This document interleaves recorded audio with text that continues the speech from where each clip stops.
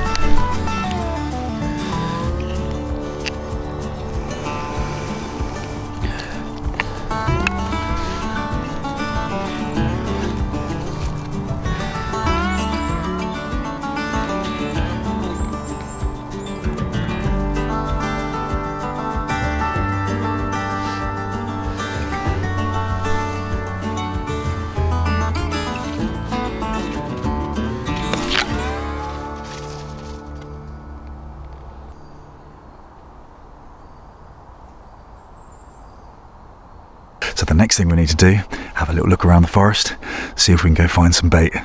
Come on then.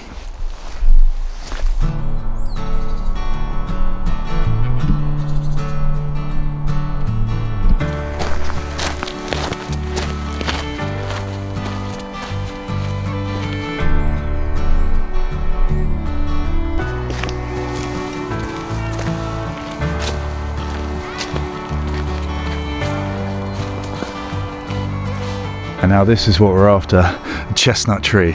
And because we're right in the thick of autumn, as well as having all those beautiful autumnal colours, we also have all of these trees dropping both their leaves and their bounty of nuts. So there are sweet chestnuts all over the floor. And it's not going to be too difficult to find a few ripe ones, cut them open, and then bait that trap.